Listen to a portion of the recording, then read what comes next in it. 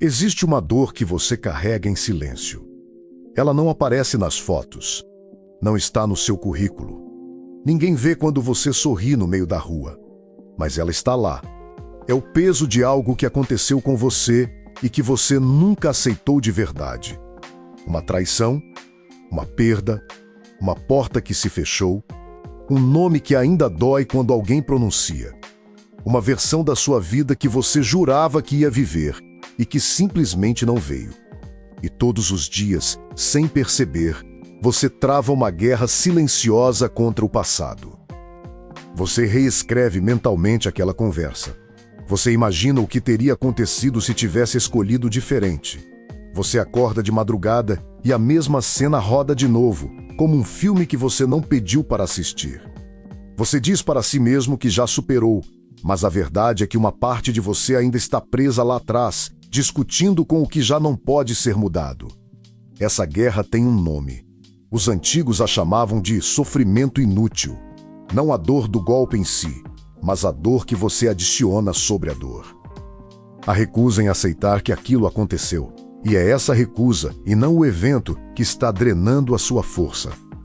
Pense num homem que acorda todo dia às 5 da manhã para pegar 2 ônibus até o trabalho.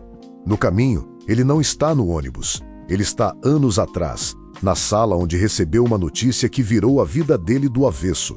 Ele revive aquilo enquanto o mundo passa pela janela embaçada. Chega no trabalho exausto, não do corpo, mas da mente, porque passou 1 hora inteira lutando contra um fantasma que já não existe em lugar nenhum a não ser dentro dele. E à noite, deitado, quando finalmente poderia descansar, o filme começa de novo. Ele não está vivendo a vida dele, ele está cumprindo uma pena por um crime que a vida cometeu contra ele. Talvez você reconheça esse homem, talvez ele use o seu rosto. E se reconhece, entenda uma coisa desde já. O problema nunca foi a força do golpe que você levou. Muita gente levou golpes piores e seguiu em frente inteira. O problema é a mão invisível que todos os dias aperta de novo a mesma ferida para verificar se ainda dói. E ela sempre dói, porque você nunca deixa que ela cicatrize. O que vamos fazer hoje é tirar a sua mão da ferida. E você vai descobrir que, por baixo do sangue que você mesmo mantinha fresco, o corte já estava quase fechado. Hoje eu vou te apresentar a ideia mais perturbadora e mais libertadora que a filosofia já produziu.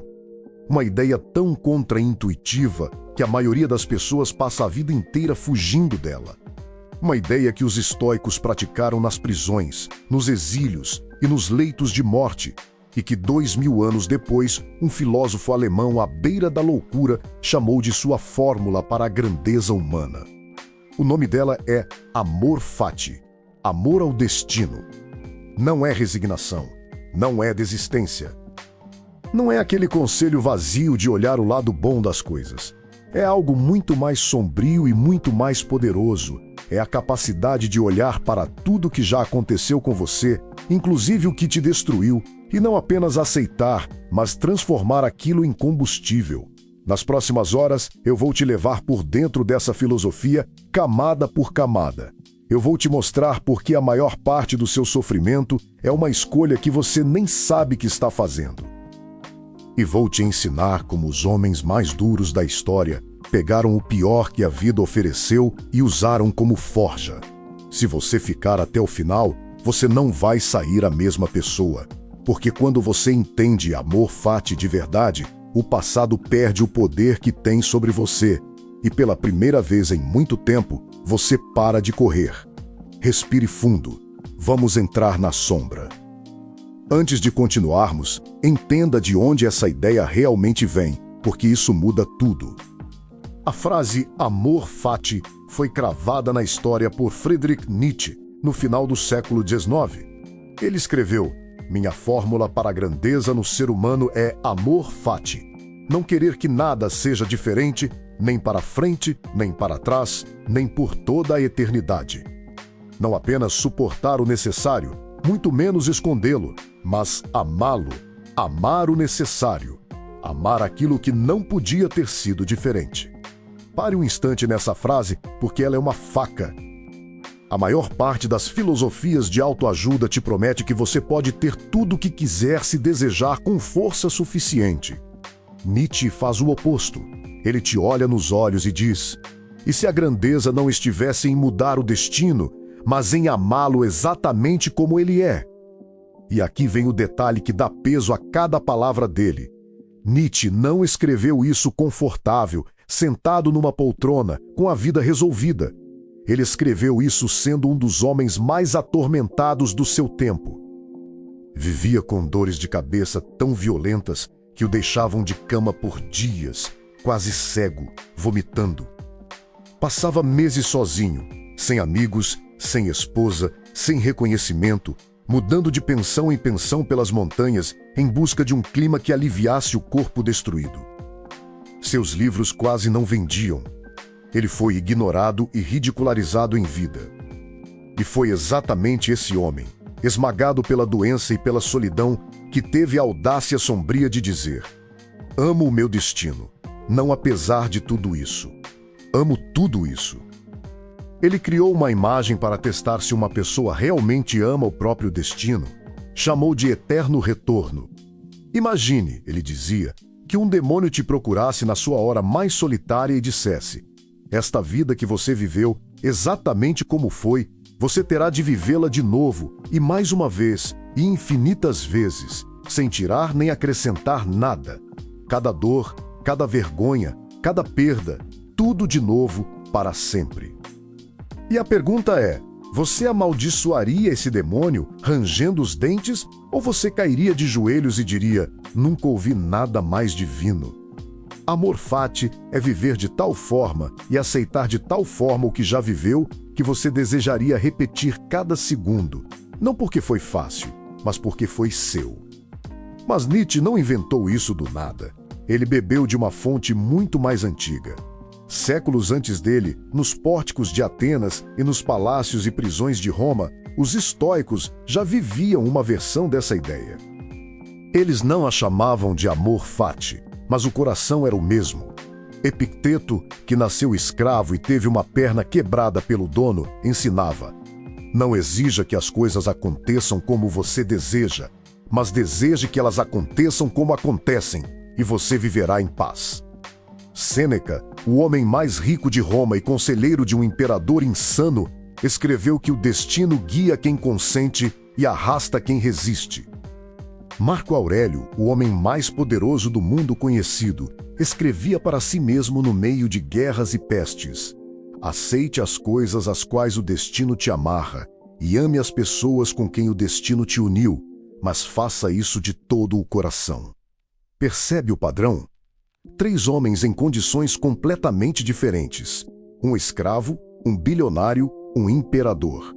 E os 3 chegaram exatamente à mesma conclusão sombria: você não controla o que a vida te entrega.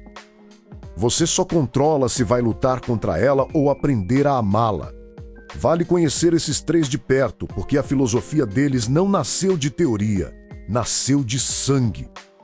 Epicteto foi comprado como escravo ainda menino e serviu na casa de um homem cruel em Roma. Conta-se que o dono, por pura brutalidade, torcia a perna dele. Epicteto, sem se alterar, avisou com calma: se continuar, vai quebrar. O dono continuou. A perna quebrou. E Epicteto apenas disse: eu não avisei? Ele ficou manco pelo resto da vida. Um homem que não controlava nem o próprio corpo, nem a própria liberdade, e mesmo assim construiu a filosofia mais poderosa sobre liberdade interior que o mundo já viu. Porque ele descobriu na carne que existe um lugar dentro de nós onde nenhum senhor consegue entrar. Sêneca era o oposto na aparência. Rico, famoso, conselheiro do imperador Nero. Mas a vida dele foi uma sucessão de quedas. Foi exilado para uma ilha deserta, a Córcega, longe de tudo que amava, por 8 anos. Voltou ao poder só para servir a um imperador que foi ficando cada vez mais louco e sanguinário. E no fim, esse mesmo Nero, seu antigo aluno, ordenou que ele se matasse. Sêneca recebeu a ordem de morte com a mesma serenidade que pregava nas cartas e partiu conversando com os amigos sobre filosofia. O homem escreveu a vida inteira sobre como enfrentar a adversidade e a morte, e quando chegou a hora, provou que não era só teoria. E Marco Aurélio, o imperador. Você imagina que o homem mais poderoso do mundo teria a vida mais fácil. Foi o contrário. Ele governou durante guerras quase ininterruptas nas fronteiras geladas do império, longe de casa. Enfrentou uma peste que matou milhões. Foi traído por um general em quem confiava. E o mais doloroso de tudo, de seus muitos filhos, a maioria morreu ainda criança. Ele enterrou filho após filho. E foi nessas noites, numa tenda de guerra, cercado de morte e de peso, que ele escrevia para si mesmo as anotações que viraram um dos livros mais lidos da história. Ele não escrevia para publicar. Escrevia para sobreviver por dentro. 3 vidas de dor. Uma mesma resposta. Essa é a espinha dorsal do estoicismo e é a raiz do amor fati.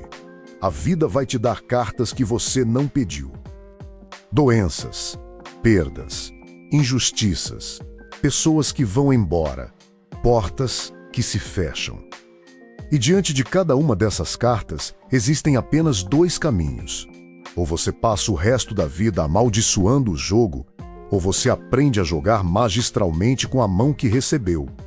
Amor fati é a decisão de jogar. É olhar para o que aconteceu e dizer, já que foi assim, então que seja meu. Que essa dor pertença a mim. Que essa cicatriz seja minha.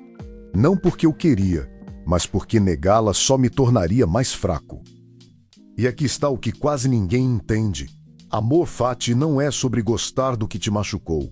Você não precisa fingir que a traição foi boa, que a doença foi uma bênção, que a perda foi um presente. Isso seria mentira, e a filosofia sombria não tem espaço para mentira. Amor fati é outra coisa. É recusar-se a desperdiçar o que aconteceu. É pegar até o veneno e destilá-lo em remédio. É se recusar a deixar que o pior dia da sua vida seja apenas o pior dia da sua vida e transformá-lo no dia em que algo em você mudou para sempre. Guarde essa distinção, porque tudo que vem a seguir se apoia nela. Aceitar o destino não é aprovar o destino. É parar de gastar sua energia negando uma realidade que já é. E toda energia que você para de gastar nessa negação volta para você como poder. Deixe eu ser bem concreto sobre o que significa negar uma realidade que já é, porque isso acontece o dia inteiro dentro de você sem que perceba. Negar é acordar e a primeira coisa que a mente faz é dizer, não devia ter sido assim.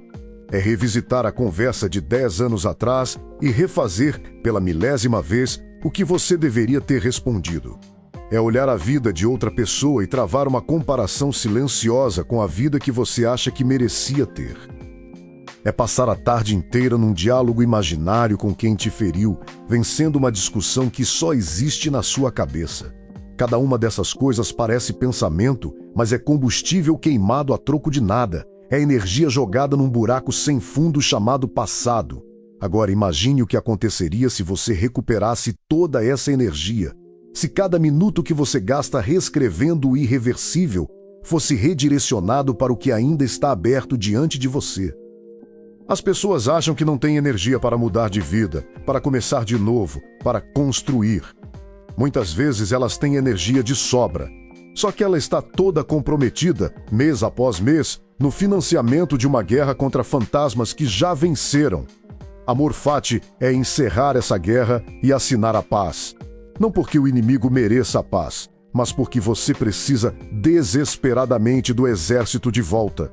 E quando ele volta, você descobre que sempre teve força para viver. Você só a estava gastando para sofrer. Agora que você entende a raiz, precisamos falar da mentira que te impede de chegar até ela. Porque existe uma barreira gigantesca entre você e o amor fati, e ela foi construída dentro da sua cabeça desde criança. A barreira se chama pensamento positivo mal compreendido.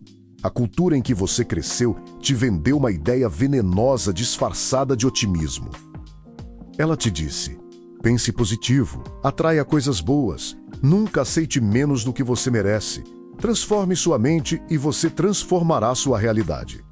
Parece inofensivo, parece até inspirador, Mas dentro dessa mensagem existe uma armadilha mortal. A armadilha é essa: se tudo de bom depende de você pensar positivo, então tudo de ruim que acontece é culpa sua por não ter pensado positivo o suficiente. Você não apenas sofre a perda, você ainda se culpa por ela. Você adoece e pensa que atraiu a doença. Você é traído e pensa que faltou vibrar mais alto. O pensamento positivo, levado ao extremo, transforma cada tragédia em uma acusação contra você mesmo. Os estoicos veriam isso como pura loucura. Para eles, a realidade não se curva aos seus desejos. O universo não está checando o seu humor antes de decidir o que fazer. A tempestade vem, a doença vem, a morte vem. E nenhuma dose de pensamento positivo vai impedir. O que a filosofia oferece não é um feitiço para controlar o incontrolável.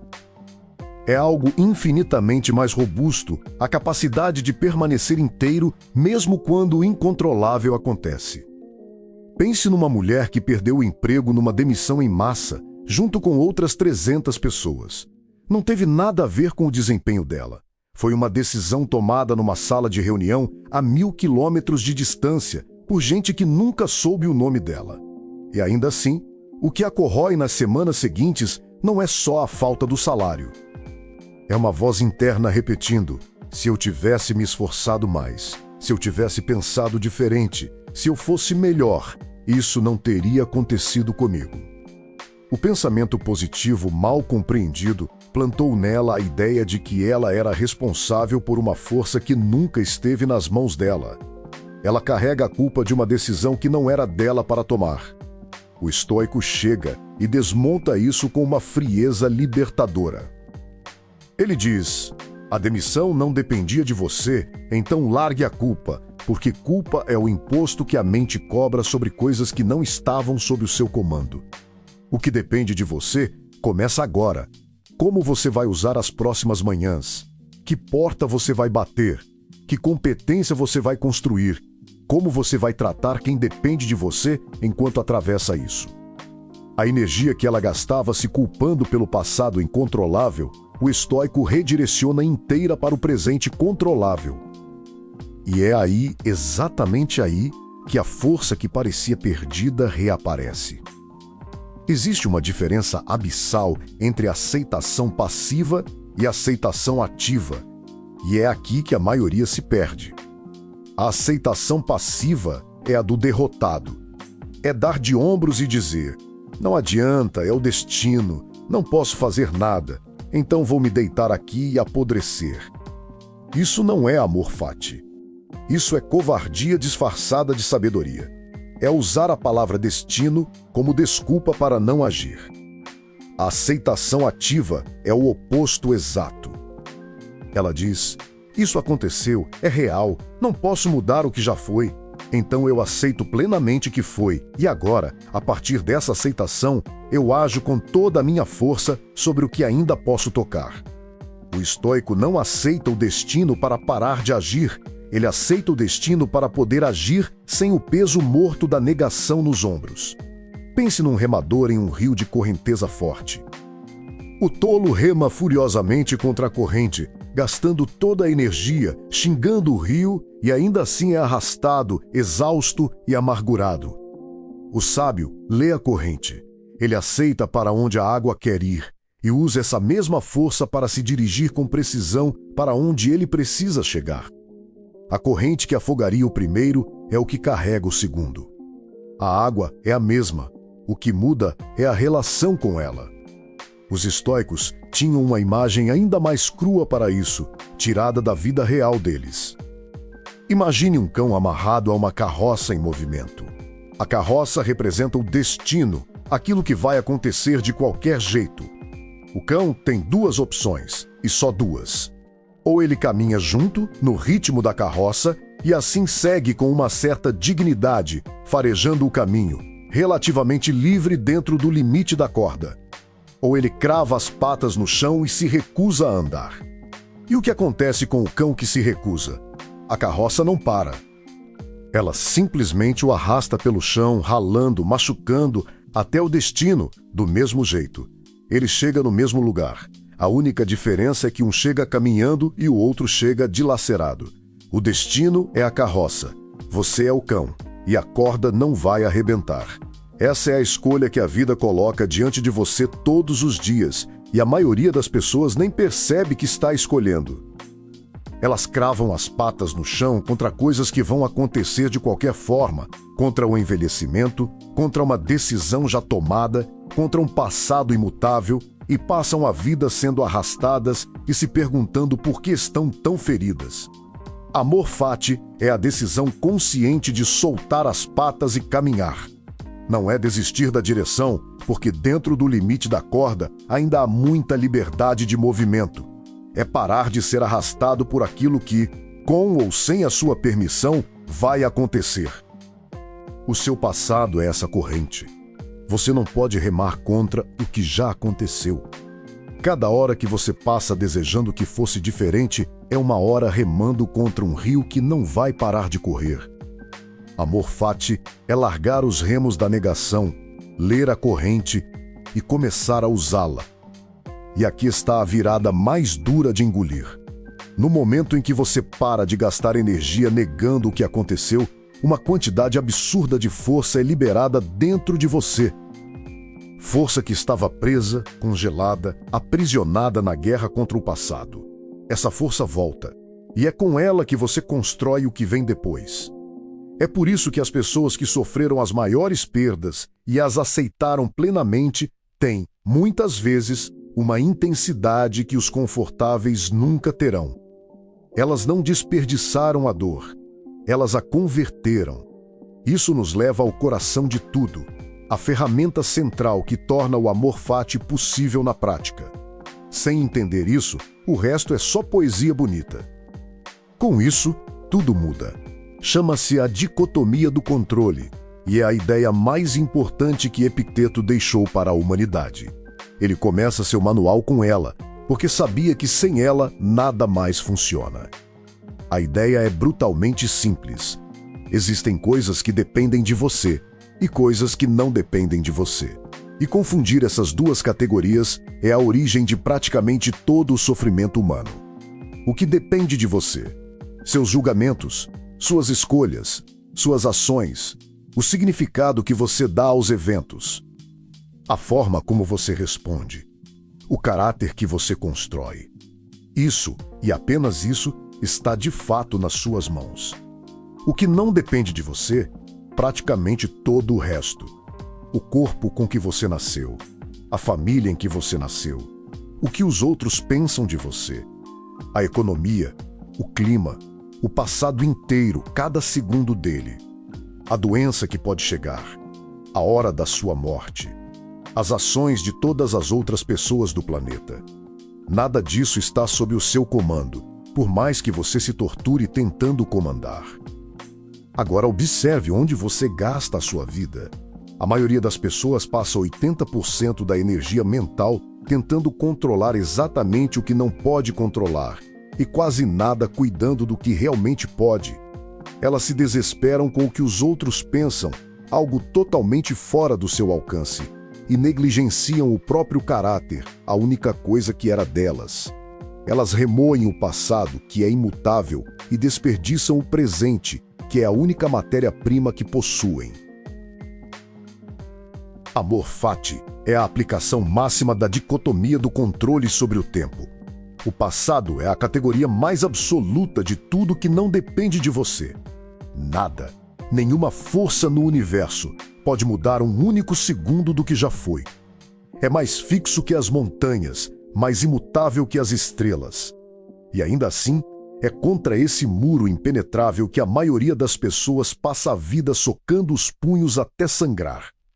Quando você entende isso na carne, e não só na cabeça, algo se solta. Você percebe o absurdo de sofrer por causa do que não pode ser tocado. É como sofrer porque a água é molhada ou porque o fogo queima. O passado é. Ele simplesmente é. Lutar contra ele é a definição de insanidade que os estoicos identificaram 2000 anos antes de qualquer terapia. Mas atenção, porque aqui mora um perigo. A dicotomia do controle não é uma desculpa para a passividade. Ela não diz, você não controla nada, então relaxe e não faça nada.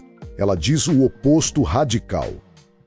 Ela diz, já que você não controla quase nada externo, concentre sem ferro e fogo toda a sua energia na única coisa que você controla, que é você mesmo.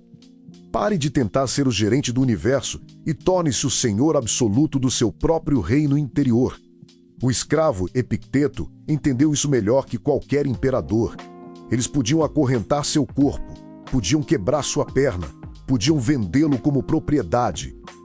Mas ele dizia com uma calma aterradora, você pode me acorrentar, mas nem a minha vontade o próprio Zeus pode vencer.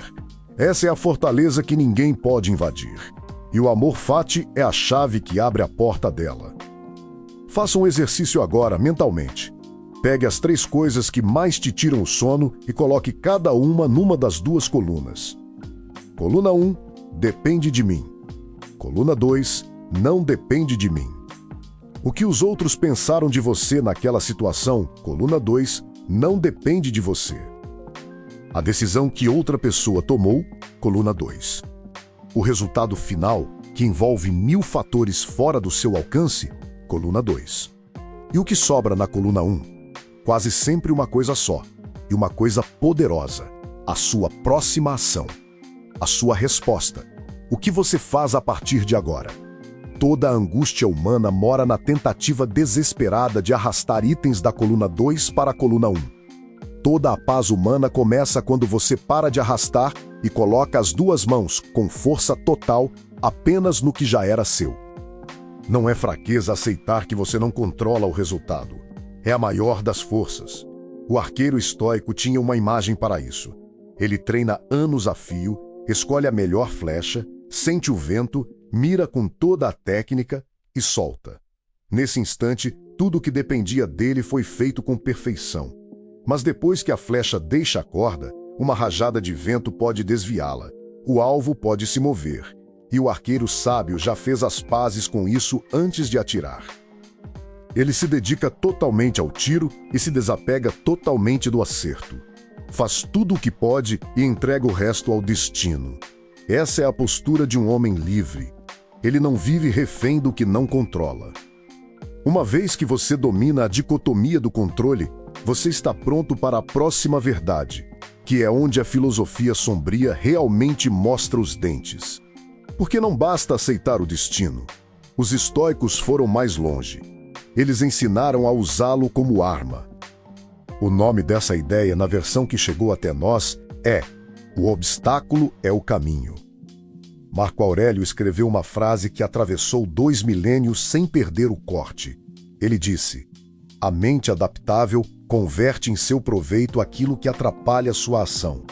O impedimento à ação faz avançar a ação. O que está no caminho torna-se o caminho. Leia de novo, devagar. O que está no caminho torna-se o caminho. O obstáculo não é o desvio da sua jornada. Sob os olhos certos, o obstáculo é a jornada. A dificuldade que você amaldiçoa não está bloqueando o seu crescimento. Ela é o próprio meio pelo qual você cresce. Pense em como o fogo funciona. Você joga um obstáculo pequeno no fogo, um graveto, e o fogo o consome e diminui. Mas jogue um obstáculo grande, um tronco pesado, e o fogo não morre. Ele cresce. Ele usa o próprio obstáculo como alimento. Marco Aurélio usa exatamente essa imagem. Ele diz que uma mente forte é como uma fogueira poderosa. Ela se apodera de tudo que jogam nela e transforma em chama e brilho. Tudo que a atinge vira combustível. Essa é a essência de transformar sofrimento em combustível. Não é uma metáfora bonita para postar em rede social. É uma tecnologia interior precisa. Quando algo ruim acontece, o fraco pergunta, por que isso aconteceu comigo? Essa pergunta é um veneno, porque não tem resposta e só gera mais dor. O estoico pergunta outra coisa. Ele pergunta, o que isso me permite? Que virtude essa situação está exigindo de mim que eu desenvolva? A história está cheia de exemplos de gente que transformou o incêndio literal da própria vida em luz. Conta-se que um grande inventor, já velho, viu a fábrica dele, o trabalho de décadas, ser consumida por um incêndio gigantesco numa única noite. Enquanto as chamas subiam, em vez de desabar, ele teria chamado a família para assistir e dito, mais ou menos assim: "Olhem que espetáculo!" E depois, graças a Deus, todos os nossos erros foram queimados. Agora podemos recomeçar do zero. Poucas semanas depois, ele estava construindo de novo, maior. Não era loucura nem frieza. Era um homem que se recusava a acrescentar à perda material a perda interior. O fogo levou a fábrica. Ele não deixou que o fogo levasse também a alma dele. Você não precisa ser um gênio inventor para fazer isso. Pense num pai que perde tudo num negócio que quebra. Ele pode passar os anos seguintes como um homem amargo, contando para todo mundo como foi roubado, como o mercado é injusto, como perdeu a chance da vida. Ou ele pode olhar para os próprios filhos e decidir que a maior herança que vai deixar não é o dinheiro que perdeu, é o exemplo de um homem que caiu e se levantou sem virar uma pessoa pequena e rancorosa. A mesma falência. Duas vidas completamente diferentes saindo dela. A diferença não está no que aconteceu. Está na pergunta que ele escolhe fazer diante do que aconteceu. Foi você demitido? A situação está exigindo coragem e disciplina. Foi você traído? A situação está exigindo discernimento e a capacidade de amar sem se perder. Você adoeceu. A situação está exigindo paciência e a redescoberta do que realmente importa. Cada obstáculo carrega dentro dele o convite exato para desenvolver a virtude que você mais precisa e que você jamais desenvolveria numa vida fácil. Porque essa é a verdade sombria que ninguém quer ouvir. Você não se torna forte na calmaria. Ninguém nunca desenvolveu coragem numa vida sem medo, paciência numa vida sem espera, resiliência numa vida sem quedas. As virtudes que você admira nos grandes homens e mulheres da história foram todas forjadas exatamente nas condições que você reza para nunca enfrentar. A adversidade não é o inimigo do seu caráter. Ela é a única forja onde o caráter é feito. Existe uma velha imagem estoica sobre isso. Sêneca escreveu que ninguém sabe do que é capaz até ser testado e que muitas vezes a calamidade se torna a oportunidade. E ele foi além, dizendo algo aterrador em sua profundidade: que os deuses tratam os homens que amam com severidade, dando-lhes dificuldades, porque é através da dificuldade que a grandeza é possível. O que parece punição é treino. O que parece maldição é preparação. Sêneca comparava o homem que nunca enfrentou a adversidade a um soldado que nunca foi para a guerra. Por mais forte que pareça no quartel, ninguém sabe o que ele vale, nem ele mesmo. É fácil parecer calmo quando nada te ameaça. É fácil parecer generoso quando você tem tudo. É fácil parecer fiel quando não há tentação. O caráter só se revela sob pressão, do mesmo jeito que a têmpera do metal só aparece no fogo. Por isso, ele dizia que um homem que atravessou a desgraça e não se quebrou é digno de mais respeito do que 1000 que nunca foram testados. A vida confortável não produz gente admirável. Produz gente frágil que ainda não descobriu a própria fragilidade. E aqui está a inversão sombria que muda tudo. Se a adversidade é a única forja do caráter, então a dificuldade que você enfrenta agora não é um desvio da sua vida. É a matéria-prima da sua grandeza.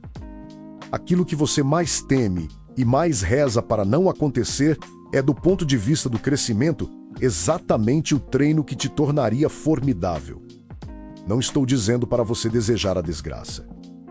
Estou dizendo que, quando ela vier, e ela vem para todos, você pode recebê-la não como quem foi amaldiçoado, mas como quem foi convocado. Convocado a se tornar, finalmente, a versão mais forte de si mesmo, aquela que só nasce debaixo de peso. Agora entenda o que isso faz com o seu passado.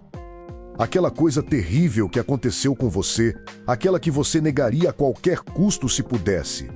E se ela não fosse apenas uma ferida? E se ela fosse o tronco que faz a sua fogueira arder mais alto? E se cada uma das suas cicatrizes fosse, na verdade, um lugar onde você se tornou mais forte do que jamais poderia ter sido sem aquele corte?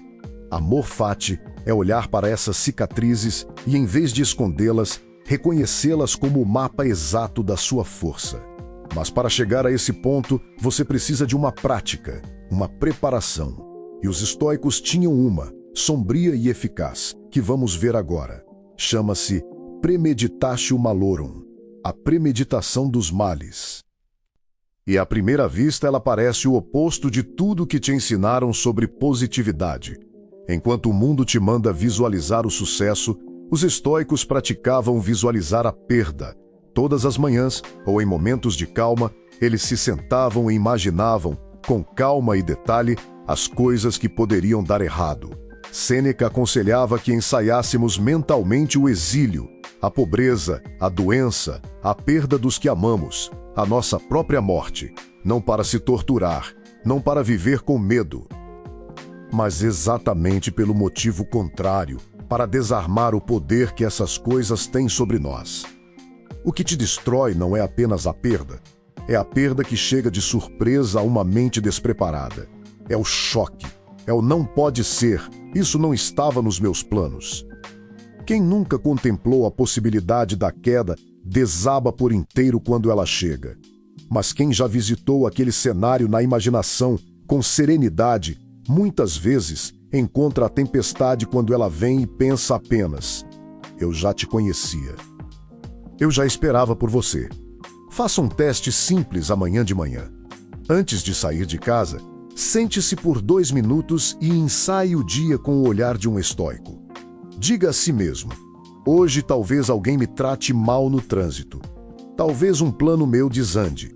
Talvez eu receba uma notícia que eu não queria. Talvez alguém quebre uma promessa. Não diga isso com medo. Diga como um general que estuda o terreno antes da batalha, calmo, prevendo os movimentos do inimigo. E então decida ali antecipadamente. Quando isso vier, eu não vou me despedaçar, porque eu já sabia que era possível. Repare no que acontece quando o dia realmente joga uma dessas coisas em você. Onde antes viria a explosão, o choque, o porquê logo comigo, agora vem um reconhecimento sereno. Você já tinha se preparado. A adversidade perde metade da força quando chega num terreno que já a esperava. É por isso que o soldado bem treinado não entra em pânico sob fogo, enquanto o civil desespera. Não é que o soldado sinta menos. É que ele já ensaiou aquele momento 1000 vezes na cabeça e no corpo, e por isso, quando ele chega de verdade, o soldado apenas executa o que já sabia. A premeditatio malorum é o seu treinamento militar interior. Você ensaia a perda na paz para não ser destruído por ela na guerra. E o mais bonito é que esse ensaio da dor, em vez de te deixar sombrio e ansioso, faz o contrário. Te devolve ao presente com uma leveza que só tem quem já fez as pazes com o pior que pode acontecer. Sêneca escreveu uma linha que resume tudo. Ele disse: o inesperado adiciona peso ao desastre. A surpresa aumenta a dor. Portanto, nada deve ser inesperado para nós. Nossas mentes devem ser enviadas adiante em direção a todas as coisas, e devemos considerar não o que costuma acontecer, mas o que pode acontecer. Repare como isso se conecta com o amor fati. A premeditatio malorum é o treino, e o amor fati é o resultado. Você ensaia a perda em tempos de paz para que, quando ela vier, você já tenha em você a capacidade de aceitá-la. Você não é pego desprevenido. Você não desperdiça as primeiras semanas em pura negação e choque. Você reconhece o rosto da adversidade porque já o encarou antes na tranquilidade da sua mente. E há um segundo presente escondido nessa prática, talvez ainda mais poderoso. Quando você imagina perder o que tem, você volta ao presente e enxerga o que tem com olhos completamente novos. A pessoa que você ama e que um dia vai partir, você a abraça diferente. A saúde que você tem hoje que não é garantida, você a honra diferente. A vida comum que você tanto reclama, imagine perdê-la e ela se revela como o milagre improvável que sempre foi. A premeditação da perda é o antídoto mais forte contra a doença de não valorizar nada até que se vá. Os estoicos não eram pessimistas. Isso é o mais mal compreendido neles. Eles contemplavam o pior justamente para poderem amar o presente sem medo, sem aquele terror de fundo de que tudo pode acabar. Porque eles já haviam aceitado que sim, tudo pode acabar, tudo vai acabar, e mesmo assim, ou justamente por isso, eles escolhiam amar. Isso é amor fati elevado à sua forma mais bela. Amar uma vida que você sabe que é frágil, temporária e cheia de perdas, e amá-la não apesar disso, mas por causa disso. Existe uma prática irmã dessa, que Marco Aurélio usava e que os antigos chamavam de vista das coisas como elas são. Ele treinava para tirar dos objetos o verniz que a nossa imaginação coloca em cima. O prato caro, ele dizia a si mesmo, é apenas o cadáver de um peixe. O vinho de luxo é suco de uvas apodrecidas. As vestes imperiais de púrpura são lã de ovelha tingida com sangue de um molusco. Ele não fazia isso por desprezo, mas para não ser escravo do brilho das coisas, para não perder a cabeça nem por ganhar, nem por perder. Quem enxerga as coisas sem o exagero que a mente adiciona não é derrubado quando elas mudam. E tudo sempre muda. Junte as duas práticas e você tem uma mente à prova de choque. De um lado, você ensaia a perder o que ama, para que a perda não te destrua. Do outro, você vê as coisas no tamanho real, para que nem a posse te enlouqueça, nem a falta te quebre. É assim que o estoico caminha pelo mundo, valorizando profundamente cada coisa boa e ao mesmo tempo segurando cada uma com a mão aberta, nunca com o punho fechado, porque só quem segura de mão aberta pode receber sem medo e devolver sem se despedaçar. Depois de treinar a mente para a perda, os estoicos tinham outra ferramenta para lidar com o peso das coisas, uma que muda literalmente a escala do seu sofrimento. Vamos subir agora. Marco Aurélio, no meio das guerras mais brutais e das intrigas de um império, tinha um exercício mental que ele fazia repetidamente. Chama-se a vista do alto. Quando o peso das coisas o esmagava, ele treinava a imaginação para subir. Subir acima do seu corpo, acima do palácio, acima da cidade de Roma, acima do império inteiro, até enxergar a terra como um ponto minúsculo suspenso na imensidão. E dessa altura, ele olhava para os assuntos humanos. Ele escreveu: observe as coisas humanas do alto, os rebanhos incontáveis, os incontáveis rituais, as viagens em meio à tempestade e à calmaria, as diferenças entre os que nascem, vivem e morrem. Pense na vida vivida por outros há muito tempo, na vida que será vivida depois de você. Tudo tão passageiro, tudo tão pequeno visto de cima. Isso não é para te diminuir, é para colocar a sua dor na proporção certa. Quando você está esmagado dentro do próprio problema, ele parece infinito. Ocupa todo o horizonte. Você não consegue ver nada além dele. Mas quando você sobe, quando você vê a extensão do tempo e do espaço, quando você lembra das incontáveis gerações que amaram, sofreram e partiram antes de você, e das incontáveis que virão depois, algo estranho acontece. A sua dor não desaparece, mas ela encontra o seu lugar. Ela deixa de ser o universo inteiro e volta a ser o que é. Um episódio. Intenso, sim, mas um episódio, dentro de algo imensamente maior. Marco Aurélio usava isso também contra o rancor. Quando alguém o traía ou o ofendia, ele subia, olhava do alto e via aquela pessoa como parte da mesma humanidade frágil e passageira que ele. Ele escrevia para si mesmo: logo você terá esquecido tudo, e logo todos terão esquecido você. Como pode alguém, sabendo disso, desperdiçar seus poucos dias amargurado, guardando rancor, remoendo ofensas que o tempo vai apagar de qualquer forma? Essa perspectiva é uma ferramenta de amor fati, porque ela dissolve a importância exagerada que damos ao nosso próprio drama. Não porque você não importa, mas porque a partir dessa altura, você vê que a energia gasta em ressentimento é um desperdício absurdo de um tempo que é curto e que não volta. Do alto, a escolha fica óbvia. Você tem um punhado de dias sob o sol. Você vai gastá-los em guerra contra o que não pode mudar, ou vai descer de volta ao chão e vivê-los com a intensidade de quem sabe que são contados. Faça essa subida agora, na sua imaginação. Pegue o problema que hoje ocupa todo o seu horizonte, aquele que parece do tamanho do mundo, e suba. Veja o seu bairro lá embaixo, uma mancha de luzes. Veja a sua cidade, milhões de pessoas, cada uma convencida de que o próprio drama é o centro do universo. Veja o país, o continente, o planeta virando um ponto azul suspenso no escuro. E então volte no tempo. Veja as gerações que viveram antes de você exatamente onde você pisa. Gente que amou com a mesma intensidade, que sofreu perdas iguais às suas, que jurou que não ia aguentar e que hoje é apenas silêncio e poeira, sem nenhum nome que alguém lembre. E veja as gerações que virão depois, que vão pisar sobre os seus passos sem nunca saber que você existiu. Isso deveria te esmagar, mas faz o oposto, liberta. Porque se o seu drama é tão pequeno diante da imensidão, então o peso que ele coloca sobre os seus ombros também é. Você não precisa carregar o universo. Você precisa apenas viver bem os poucos dias que são seus. E de repente aquele problema gigante volta ao tamanho de um problema.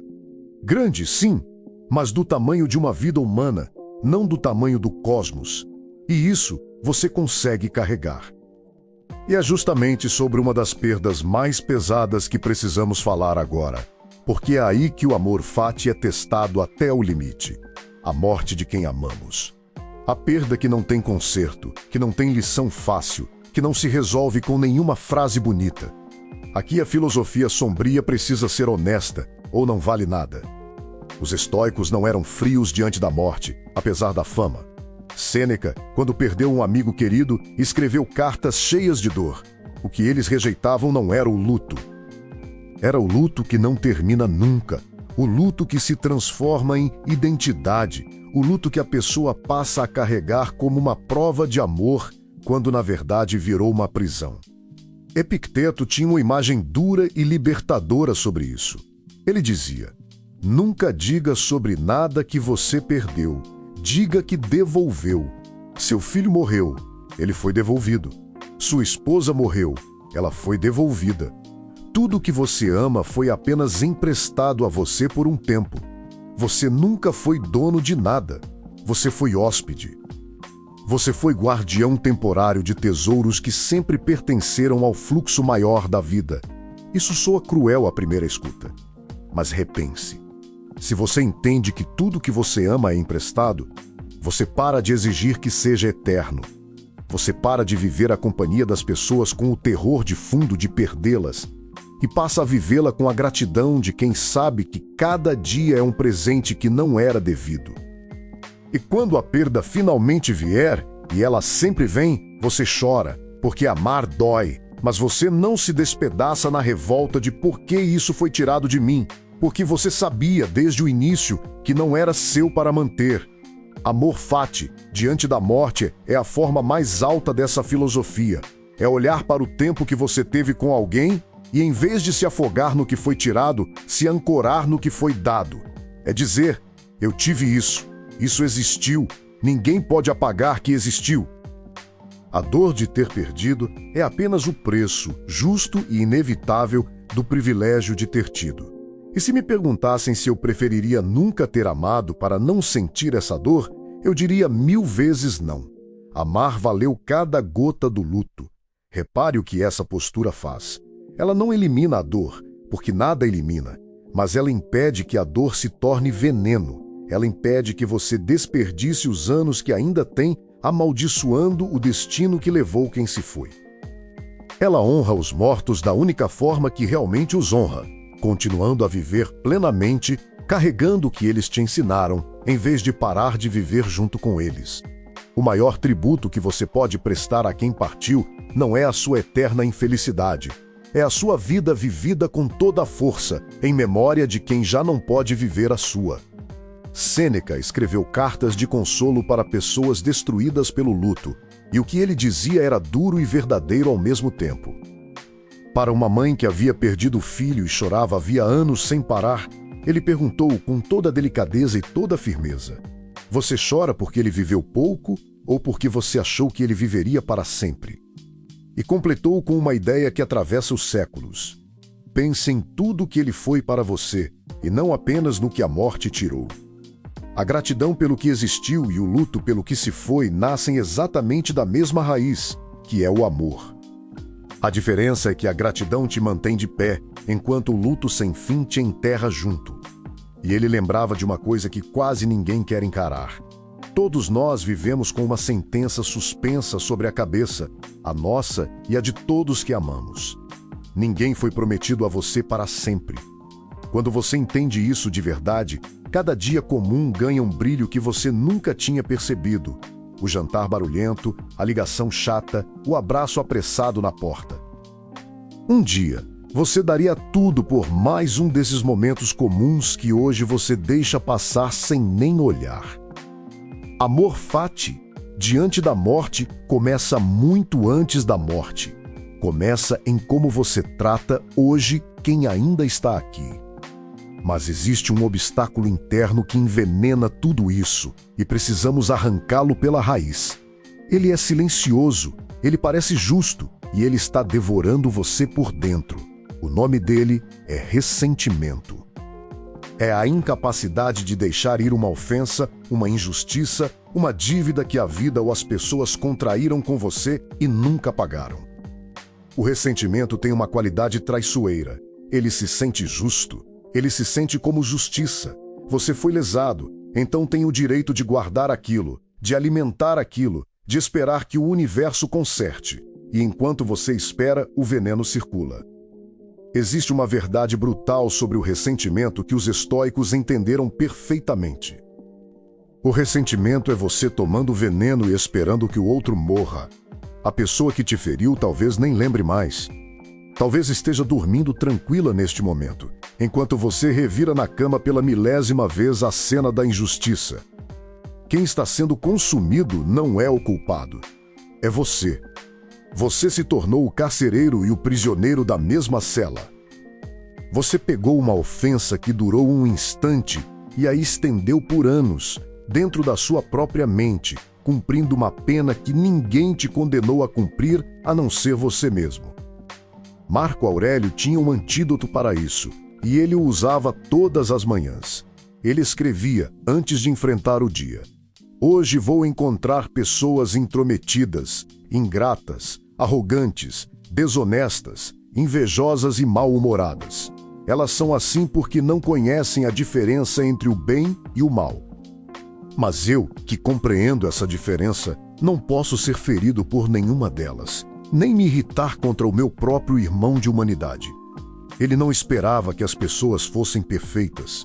Ele já contava com a falha delas. E ao contar com ela, ela perdia o poder de o pegar de surpresa e envenenar seu dia. Amor fati, aplicado ao ressentimento, é uma libertação radical. É decidir que você não vai mais dar às pessoas que te feriram o poder de continuar te ferindo à distância, através do tempo, dentro da sua cabeça. É perceber que perdoar não é sobre elas, é sobre você. Não é você dizendo que o que fizeram foi certo. É você dizendo que não vai mais carregar aquele peso, porque o peso é seu, e a sua vida vale mais do que uma dívida que nunca será paga. Você solta, não porque o outro merece, mas porque você merece parar de carregar. E há uma dimensão ainda mais profunda. Aceitar plenamente o seu passado inclui aceitar até as injustiças que ele contém, sem que isso signifique aprová-las. Significa parar de exigir que o passado tivesse sido justo. O passado não foi justo. Muita coisa que aconteceu com você não foi merecida, e ainda assim aconteceu. Amor fati é a coragem de dizer: foi injusto, e mesmo assim é meu. E mesmo assim eu vou construir algo a partir daqui. Porque a alternativa, passar a vida esperando uma justiça que talvez nunca venha, é entregar meus melhores anos a quem menos merece recebê-los. Repare na conta absurda que o ressentimento nos faz aceitar. A pessoa te feriu uma vez, num dia, há anos. Aquilo durou o quê? Uma hora? Um mês? Um período que já passou. Mas o ressentimento pega essa ofensa e a estende por 10 anos dentro de você. Ou seja, você aceitou multiplicar o dano por 1000. O outro te bateu uma vez, e você decidiu se bater todos os dias desde então em nome dele. Se um estranho te seguisse pela rua repetindo no seu ouvido a pior coisa que já te fizeram, você chamaria a polícia. Mas quando é a sua própria mente que faz isso, você chama de memória, de senso de justiça e permite que continue. O ressentimento é o único crime em que a vítima se oferece para cumprir a pena no lugar do culpado. Perdoar, no sentido estoico, não tem nada de fraqueza nem de bondade ingênua. É um ato de poder e de estratégia. É você recuperando o território da própria mente que estava ocupado por um inimigo que talvez nem saiba que venceu. Você não perdoa pelo outro. Você perdoa para retomar a sua casa. Marco Aurélio dizia que a melhor vingança é não se parecer com quem te feriu. Enquanto você guarda o veneno, você vai ficando parecido com a pessoa que o colocou em você. Amargo, fechado, desconfiado. A libertação é escolher não deixar que quem te machucou tenha também esse poder final, o poder de te transformar naquilo que você odeia. Agora que arrancamos o veneno, precisamos falar de como se faz isso na vida real, todos os dias. Porque filosofia que fica só na cabeça não muda ninguém. Ela precisa virar prática. Ela precisa virar carne. A primeira prática é a reformulação diária. Toda vez que algo ruim ou frustrante acontecer, por menor que seja, treine a pergunta estoica no lugar da pergunta do fraco. Não pergunte por que isso está acontecendo comigo. Pergunte o que isso está me pedindo para desenvolver. O trânsito parado está te pedindo paciência. A crítica dura está te pedindo humildade para separar o que é útil do que é orgulho ferido. O plano que desmoronou está te pedindo flexibilidade. Cada pequeno obstáculo do dia é uma academia. Você não precisa esperar uma grande tragédia para praticar amor fati. Você treina no pequeno para estar pronto no grande. A segunda prática é a premeditação matinal. Reserve alguns minutos ao acordar. Antes de mergulhar no dia, contemple com calma o que pode dar errado. Não com ansiedade, mas com serenidade, como um general que estuda o terreno antes da batalha. Imagine as frustrações possíveis. Imagine os planos que podem falhar. E ao imaginá-los, decida antecipadamente como o seu melhor eu responderia a cada um. Assim, quando o dia jogar o que ele joga, você não é pego desprevenido. Você já ensaiou, você já está pronto. A terceira prática é a revisão noturna. Sêneca fazia isso todas as noites. Antes de dormir, ele passava o dia em revista, como um juiz sereno de si mesmo. Onde eu falhei hoje? Onde eu resisti ao que não podia mudar?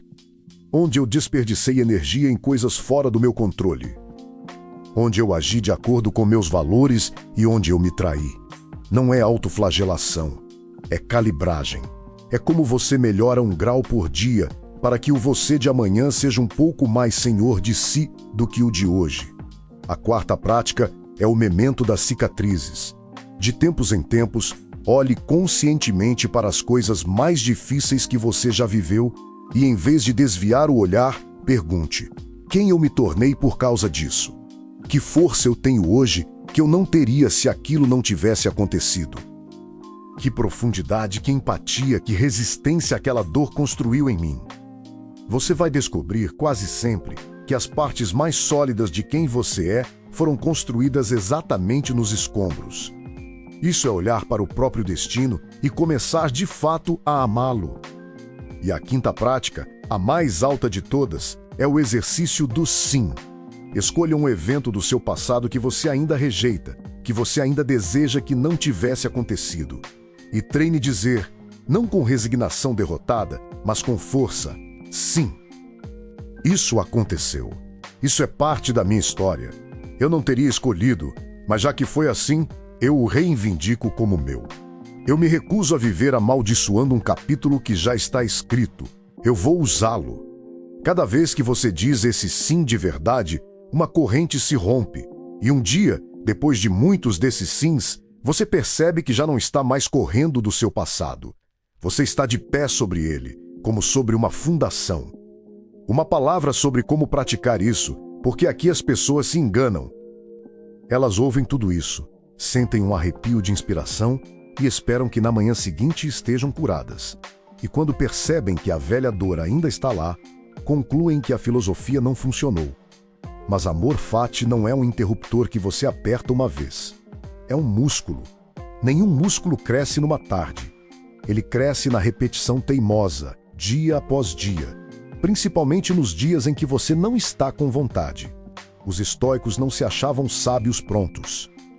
Eles se chamavam de aprendizes, de pessoas em treino, que caíam e se levantavam todos os dias. Marco Aurélio, o imperador do mundo, ainda estava, no fim da vida, escrevendo lembretes para si mesmo sobre coisas básicas, porque sabia que a mente escorrega se você não a treina de novo toda manhã. Então, não espere perfeição.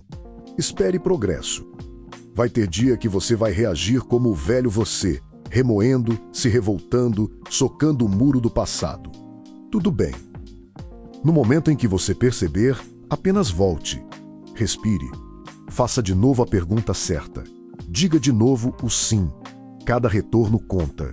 Cada retorno é uma repetição do músculo. E depois de meses fazendo isso, você vai olhar para trás e perceber que aquela dor que antes te dominava por semanas inteiras, agora te pega por alguns minutos, e você já sabe como sair dela. Isso não é mágica, é treino. É a coisa mais estoica que existe. Chegamos ao fim desta jornada e eu preciso te dizer uma última coisa, a mais importante de todas. Tudo que nós percorremos hoje, a raiz estoica, a dicotomia do controle, o obstáculo que vira caminho, a premeditação dos males, a vista do alto, o luto, o ressentimento, as práticas, tudo isso aponta para uma única transformação, a passagem de vítima do seu destino para autor do seu destino. A pessoa comum passa a vida como réu de tudo que lhe aconteceu. Ela é definida pelo que fizeram com ela, pelo que perdeu, pelo que não teve, pelas cartas ruins que recebeu. Ela carrega o passado como uma sentença. E toda a energia dela é gasta na revolta silenciosa contra o que não pode mudar. A pessoa que compreende amor fati faz o movimento mais radical que um ser humano pode fazer. Ela pega o mesmo passado, exatamente o mesmo, sem apagar uma única dor e o reivindica. Ela para de perguntar por que isso aconteceu comigo e começa a perguntar o que eu vou construir a partir daqui. Ela olha para as ruínas e vê material de construção. Ela olha para as cicatrizes e vê o mapa da própria força. Ela olha para o destino com todo o peso sombrio que ele carrega e diz: você é meu. E porque você é meu, eu vou amá-lo, não com a ilusão de que foi bom, mas com a força de quem se recusa a desperdiçar até a própria dor. Isso não é um truque para deixar de sofrer. Você ainda vai sofrer. A vida ainda vai te ferir, porque ferir é o que a vida faz. Mas existe uma diferença abissal entre o sofrimento de quem luta contra o próprio destino e o sofrimento de quem o abraça. O primeiro é estéril, gira em círculos, apodrece por dentro. O segundo é fértil. Ele constrói, ele forja, ele transforma o pior que aconteceu no combustível do que ainda vai acontecer. Existe uma antiga arte oriental que conserta vasos quebrados, preenchendo as rachaduras com ouro. Em vez de esconder onde o objeto se partiu, ela destaca. A linha da quebra vira a parte mais bonita e mais valiosa da peça. O vaso não é jogado fora por ter se quebrado. Ele se torna único justamente por causa das cicatrizes douradas que só ele tem. É exatamente isso que amor fati faz com uma vida. Não apaga as rachaduras. Preenche cada uma com significado, com força, com o ouro de quem atravessou aquilo e não se perdeu. E a pessoa que sai do outro lado não é uma versão danificada da que entrou. É uma versão que tem profundidade, peso e verdade que os intocados nunca terão.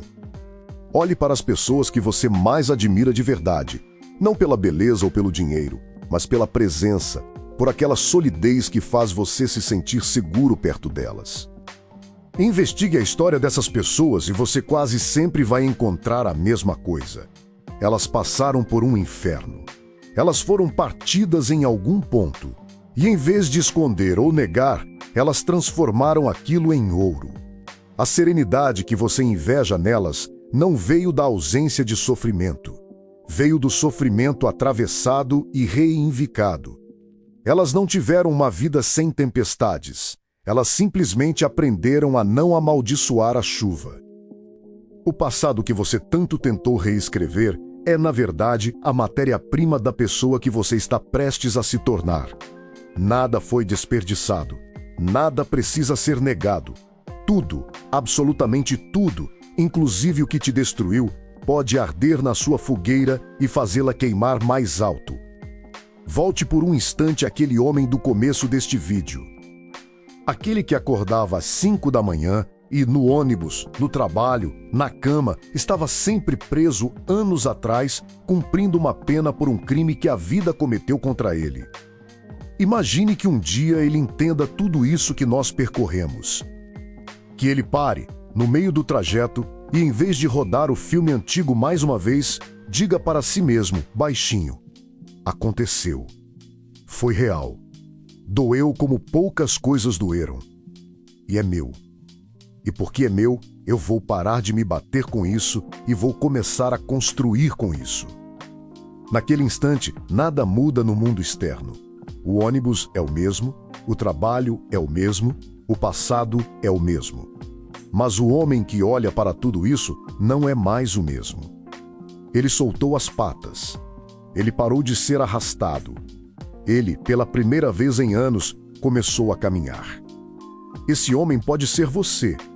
Não amanhã, não quando a dor passar, não quando a vida ficar justa, porque talvez ela nunca fique. Pode ser você hoje, agora, com essa mesma dor que você trouxe para dentro deste vídeo ainda no peito. Amor Fati não pede que você espere condições melhores. Ele pede exatamente o contrário, que você reivindique as condições que tem, porque é a única vida que existe. Não há uma versão de reserva guardada em algum lugar, esperando você merecer. Há esta, com todas as suas cicatrizes, e ela está te esperando para ser, finalmente, vivida. Amor Fati não é sobre aceitar uma vida menor. É sobre finalmente parar de guerrear contra a única vida que você tem, para que toda essa força volte para as suas mãos e você possa usá-la para viver. Então, antes de você seguir, eu quero te pedir uma coisa. Não como um favor a este canal, mas como um sinal para você mesmo. Se algo aqui tocou fundo, se você sentiu aquela verdade que incomoda porque é verdadeira, escreva nos comentários a afirmação deste vídeo. Escreva com as suas próprias mãos, para os seus próprios olhos verem. Eu aceito o meu destino. Transformo a minha dor em força. Escreva isso não porque eu pedi, mas porque colocar em palavras é o primeiro ato de reivindicar a própria vida. É a diferença entre entender uma ideia e começar a viver por ela. A sombra sempre esteve aqui. A diferença é que agora você sabe caminhar dentro dela sem medo. E quem aprende a caminhar na sombra nunca mais é escravo da luz que os outros exigem que ele finja ter. Até o próximo vídeo. Governe a sua mente, ame o seu destino e continue.